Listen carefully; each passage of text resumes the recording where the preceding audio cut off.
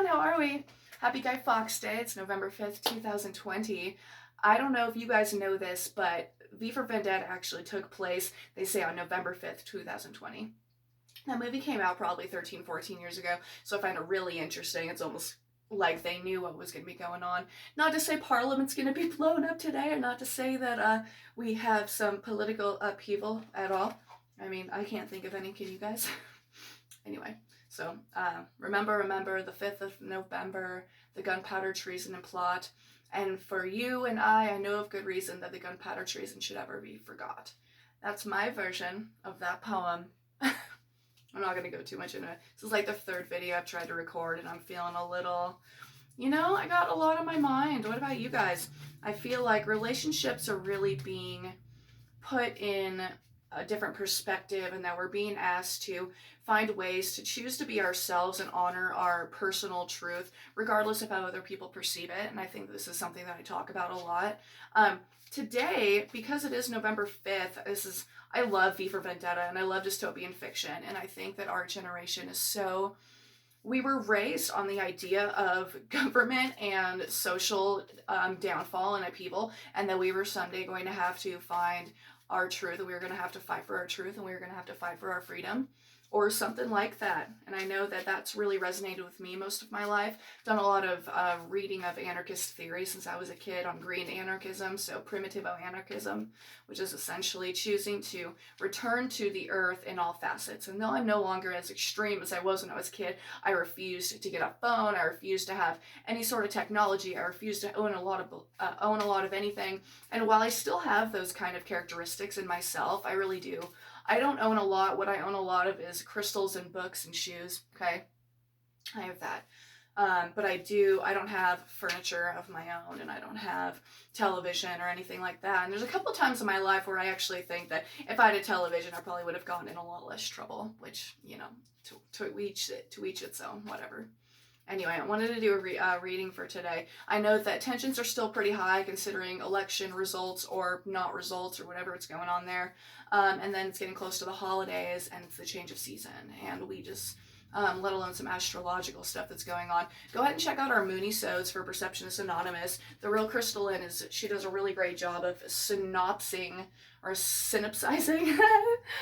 summarizing what we have going on right now. And I guess that after October and after the rest, all of 2020 leading up to this point, we're all kind of hoping that November, December, they're going to be easier, but apparently astrologically we've got a lot of we've got a lot of ground to cover still. We've got a lot of ground to cover still. We got a lot going on.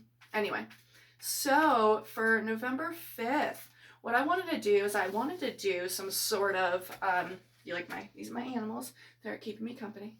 I wanted to do some sort of pyramidal response to the energy that we have going on today.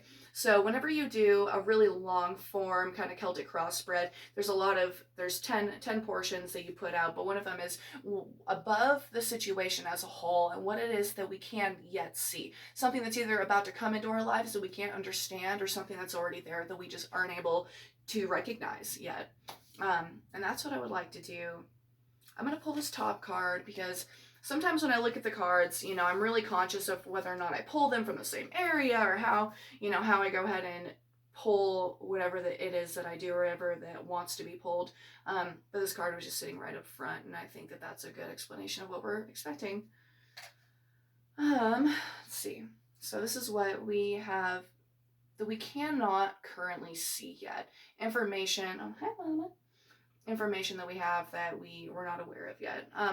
This is going to be the foundation of what we have going on. No, sorry, Mama. This is going to be the foundation of what we have going on. And then I'm going to ask for some sort of advice for us and how we should take this information, okay? So I'm going to do that. I'm in my room today. I got a new webcam, and I've been trying to set it up, and I'm still using my phone because the webcam was zooming right up onto my face, and I guess I could pull the cards up right here, but that's not nearly as cool as I'd wanted to. Plus I got a nice little setup here now. All right, guys, you ready? Remember the 5th of November. Gunpowder treason and plot. This is what we cannot yet see information that's there. This is kind of funny. So the King of Arrows, this is cool because I think of it as, considering it's the card that's on top of everything else that we can no longer see, it's this kingfisher, and he's riding above the water. So right now the water's probably representing us, and it's representing all the information and all of the throes of emotion that we're going through right now. Hi, little. All the throes of information that we're going through, and having to find some sort of coolness about it to rise above whatever it is. Water can represent absolutely anything. Water's a very human element in that we are very ruled by our emotions, or we're very responsive to our emotions. And the King of Arrows is actually the King of Swords, and so swords are always representative of air, of intellect, of mentality. So all of these things that are separate from emotions, or that they're the other side, the cooler side of the pillow to our emotions. So that's what he's representing, is being able to rise above these emotions and still recognize all of it. Like we're still transposing over all of it. We see all the water, we see all the ridges of the water, we see what's underneath the water, but we are not in it. We're able to be a part of it, but yet separate from it somehow. So that is what is going on mentally above everything else that we have going on here. That's something that we need to keep in mind, is that that's probably the best way to go about these situations. This is the foundation of everything we have going on. Okay, and it's the Eight of Bows, Hearthfire. I like this card a lot because it represents community. The foundation of what we have going on is that all of these people, they're all different people. They're all different ages and different nationalities and different histories and different backgrounds, and that's us. That's us. We are, and not just speaking about politically what we have going on with our fucking 2020 election, but like just as a society and as a culture, we're different people, part of this one big thing. How can we be ourselves as well as be part of this community? The hearth fire is so important because, in ancient Celtic times and all of their ancient, like, kind of indigenous cultures, the hearth fire represented family, and it's what we cooked our food on. It's what kept us warm. It's what we gathered around to tell stories, or gathered around to kind of build community and build camaraderie. That's what's important. That's the foundation of everything, is that we have all of this information coming up, and it's kind of flooding our surrounding areas, and it's coloring everything around us, but we need to be able to rise above it and to recognize that we are a community. Above everything else, we are brothers and sisters here, and not in a cliche way. I hate the cliche mannerisms that a lot of individuals and a lot of people in the metaphysical community use, or in the spiritual community use at all. It's like, everything happens for a reason, and yeah, that's true, but I always think that in retrospect, you can see what happened, so everything did have a reason, and maybe that's just my pessimistic view, but I'm just being realistic. Anyway, we are a community, and we are different sides to this same much bigger picture, and I'm happy to be here with you guys. This is what information we need to take from this. And ecstasy, the Five of Vessels. Interesting.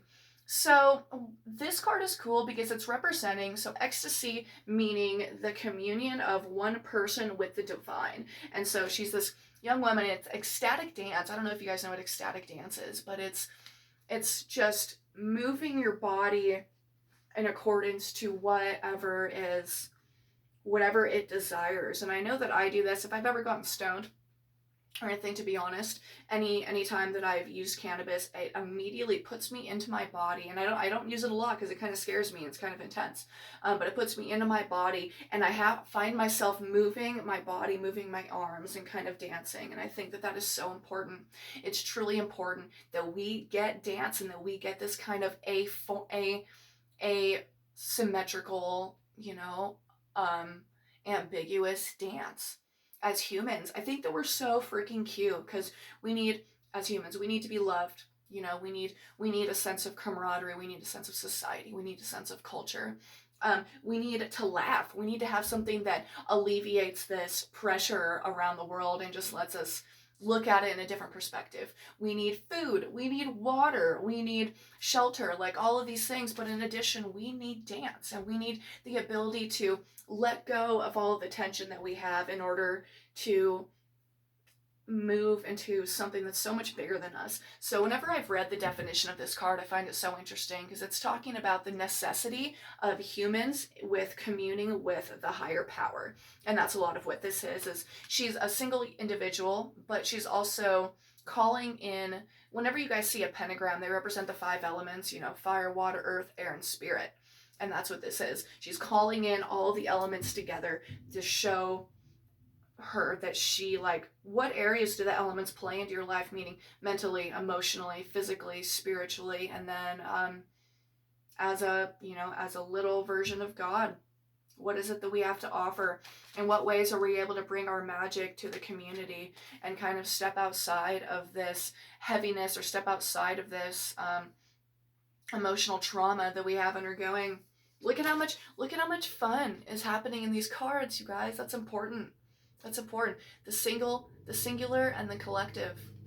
What is it that we have to offer? And what is it that we need to learn to bring to our hearth fire, to bring to the party? What do we got to bring to the party, guys? All right? Anyway, thank you. Thank you for coming in. Thanks for stopping by. Let me know if you guys are interested in a reading, or let me know if you have any sort of responses to what I've just said here, or if you guys have any questions, okay? Happy Guy Fawkes Day.